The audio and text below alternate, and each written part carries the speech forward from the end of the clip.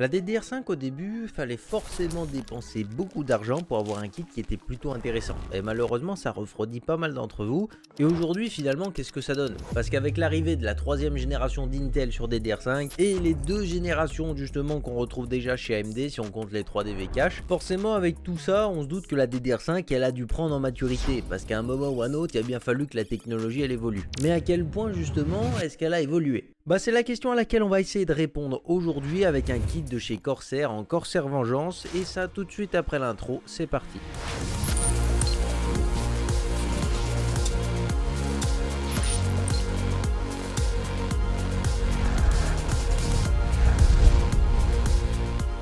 Avec son design super sobre et son esthétique très compacte, finalement ce kit de RAM il passerait presque inaperçu. Mais ça a beaucoup d'avantages ici. Premièrement, le fait qu'il soit plutôt compact, c'est vraiment un avantage. Parce qu'ici avec ses 35 mm de haut, il va vous permettre de mettre des ventirades vraiment énormes sur les nouveaux processeurs. Et comme on sait que les processeurs ils ont tendance à chauffer de plus en plus, bah ça vous limitera pas au moins sur cet aspect là pour mettre un gros ventirad. Et le fait qu'il n'y ait pas d'adressable RGB, finalement qu'est-ce qu'on y gagne? Parce que je sais qu'il y en a pas mal d'entre vous qui aiment bien se faire allumer, que ce soit par le prix ou l'esthétique des barrettes. En général, vous aimez bien ça, je sais pas pourquoi, et vous êtes toujours convaincu qu'on gagne des performances avec de l'adressable RGB. Il y en a encore qui y croient, et franchement c'est très beau à chaque fois de se moquer de vous. Mais ici ce sera mis de côté parce qu'on n'a pas comme priorité l'esthétique. Finalement on se retrouve ici avec des barrettes de RAM qui ont beaucoup d'avantages parce qu'elles sont très compactes donc elles passent partout. Et le fait qu'il n'y ait pas d'adressable RGB, on a un prix qui est totalement abordable. Parce que ce kit de RAM en 2 x 16 Go comme on présente aujourd'hui, il tourne à peine autour des 140 €. Il y en a quelques-uns d'entre vous qui me diront que c'est encore un peu cher, mais oubliez pas quand même qu'il y a de ça même pas un an, ce genre de kit ça coûtait presque 2 fois plus cher. Et finalement, il y en a peut-être certains d'entre vous qui associeront plus facilement le fait que vu que le kit de RAM est moins cher que certains autres kits en DDR5, il sera forcément moins performant, moins intéressant. Et finalement, les réponses à toutes ces questions, elles vont être sur notre kit de RAM. Et oui, je parle bien justement des puces qui vont être intégrées sur celui-ci, parce que finalement, c'est elle aussi qui donne une grosse partie des caractéristiques de la RAM. Et finalement, comment on fait également pour bien identifier sa RAM, pour pouvoir enfin répondre justement à toutes ces questions. En tout cas, que ce soit chez Corsair, HyperX ou G-Skill, tout est écrit sur cette étiquette. Oui, j'ai bien dit tout. Effectivement, grâce à cette étiquette, vous pouvez absolument tout savoir. De la capacité de la barrette jusqu'à la révision des puces qu'il y a dessus, tout est écrit. Et même si des fois il faut jouer un petit peu à Sherlock Holmes pour avoir justement le fond de l'information, eh ben on va pas se mentir que sur internet on a quand même l'avantage de trouver pour ces trois marques là quasiment tout ce qu'on veut. Et ça c'est toujours sympa, surtout pour les gens qui voudraient éventuellement commencer l'overclocking. Et du coup comment on déchiffre tout ça? Bah déjà si on lit notre étiquette, il y a des informations qui sont très claires. Quand on voit 2 x 16 Go, on se doute que c'est un kit 2 x 16 Go. Quand on voit 6400, on sait très bien que ça parle de la fréquence. Et la latence, on la retrouve également écrite de manière non codée, on arrive parfaitement à la lire. Et si on va un petit peu plus loin sur l'étiquette, on se rend compte que tout au bout, on va voir la version. Et justement, ce chiffre qui correspond à la version, c'est tout simplement ce qui va identifier les puces mémoire que vous allez retrouver sur votre kit. Donc par exemple, le premier numéro, il va être là pour identifier quel est le fabricant qui se cache derrière vos puces mémoire. Et si par exemple vous avez un 3, ça va être Micron. Si vous avez 4, ça va se retrouver avec du Samsung. Si vous avez 5, vous allez vous retrouver avec du Hynix. Et si vous avez un 8, vous allez vous retrouver avec des puces mémoire de chez Nanya. Ne me demandez même pas d'où sort ce fabricant, j'en ai absolument aucune idée. Moi c'est la première fois que j'entendais cette marque, comme ça on est tous ensemble dans le même panier. Et me demandez pas également qu'est-ce que ça vaut, parce que j'en ai aucune idée, j'en ai jamais vu de toute ma vie. Et le prochain numéro, il va identifier la capacité par barrette. Par exemple si vous avez un 1, vous avez des barrettes de 2 Go, ce qui n'est pas possible en DDR5. Si vous avez un 2, ça va être du 4 Go. Si vous avez un 3, ça va être du 8 Go. Et si vous avez un 4, ça va être du 7 Go. Bien entendu, la suite se continue, comme vous l'aurez compris. Bon, ça va vous donner une idée. Mais là où je m'avoue vaincu quand même, c'est sur les nouveaux kits 24 Go de RAM et 48 Go de RAM.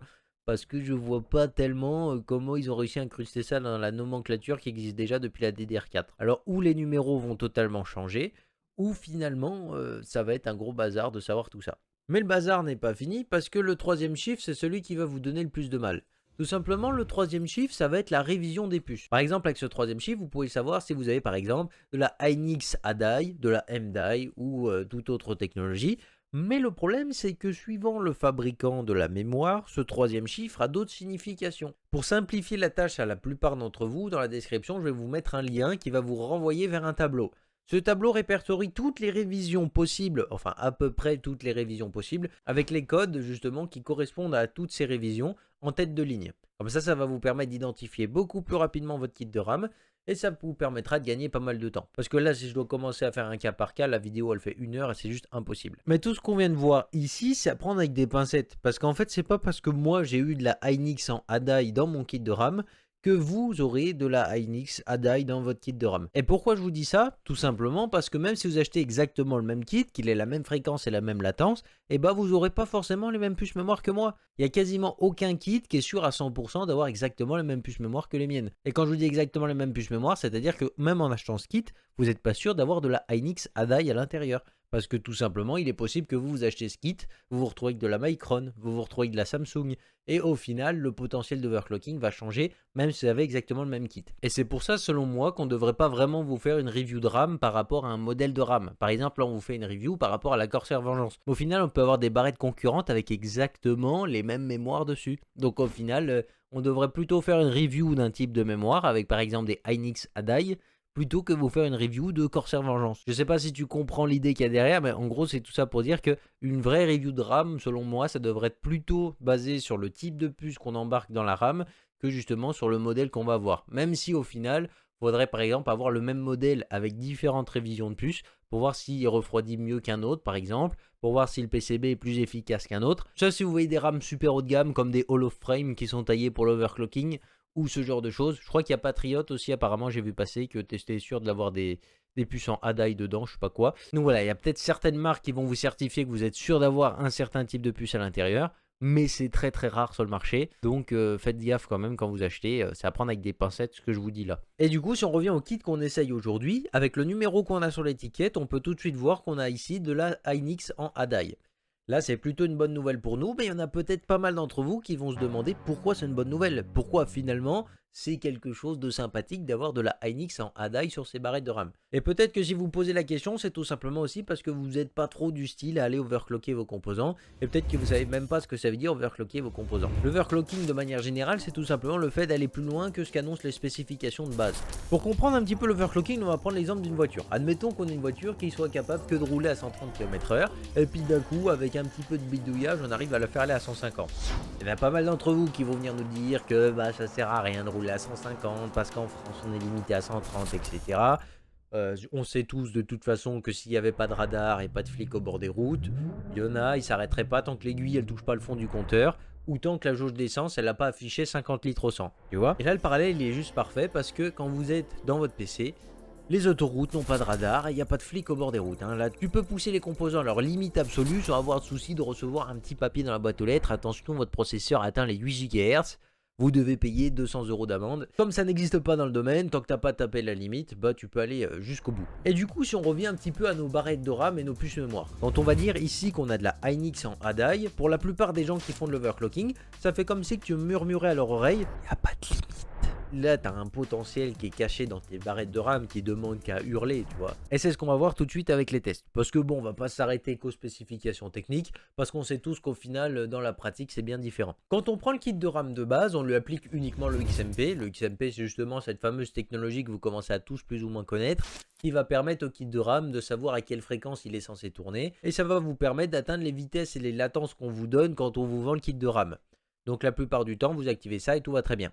Comme on est ici sur un kit bien en dessous des 7000 mégas de transfert, le XMP passe très bien et du coup on n'a pas vraiment de soucis. Donc ici on ne sera pas amené par exemple à faire des profils à la main parce que basiquement le profil est très stable. Donc ça a quand même pas mal d'avantages. Comme je vous ai dit, comme on est bien en dessous des 7000 mégas de transfert, on se doutait forcément que le XMP il allait être stable. Si je vous montrais les résultats des tests là tout de suite, on verrait très bien que son XMP est stable et que du coup on n'a pas de soucis à ce niveau-là. Comme ça aurait été dommage justement de se limiter au XMP, surtout quand on a un kit de RAM qui a du potentiel comme ça, du coup j'ai décidé de partir à l'exploration du monde de l'overclocking mémoire, étant donné que j'y connaissais pas grand chose, et du coup j'ai dû tout apprendre en 3 jours. Et là je remercie personnellement beaucoup de gens du serveur qui m'ont bien aidé justement et bien résumé comment faire de l'overclocking mémoire pour atteindre le maximum. Je pense notamment à Mute, Vertex, ou alors Paul qui m'ont bien aidé justement durant ces 3 jours d'apprentissage. Bien entendu, tous les autres, je vous remercie également, même si c'est eux qui m'ont aidé principalement. Et justement, cette assistance technique, ça m'a permis quand même d'apprendre un maximum de choses le plus vite possible pour réaliser cette vidéo. Du coup, un énorme merci à vous les gars, parce que ça fait très plaisir justement d'avoir partagé ce moment avec vous.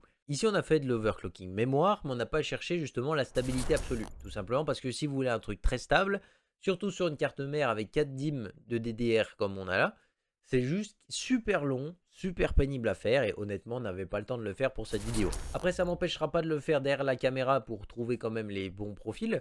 Mais actuellement, du coup, on n'a pas encore trouvé de profil super stable sur le très long terme. Là, on va surtout se concentrer sur des profils qui sont capables de faire du gros score. Et du coup, bah forcément, ils vont pas être super stables derrière. Et du coup, vous allez voir qu'avec ce kit, on a réussi à monter jusqu'à 8000 mégas de transfert par seconde. Avec les latences qui s'affichent tout de suite à l'écran. Et justement, cadencé à ces 8000 mégas de transfert, on a été capable de réaliser toute la partie benchmark des tests. Quand on a réussi à avoir un score sur tous les benchmarks qu'on avait à tester ici. Par contre, toute la partie gaming n'a pas été possible parce que dès le lancement du premier jeu, le kit il a crash. En revanche, on a un autre profil ici à 7600 mégas transfert qui lui a tenu tous les jeux et du coup ça va vous donner une petite idée justement entre le XMP qu'on a à la base et justement ce profil à 7600 mégas transfert par seconde. Je vous laisse avec les graphiques et puis on en reparle juste après.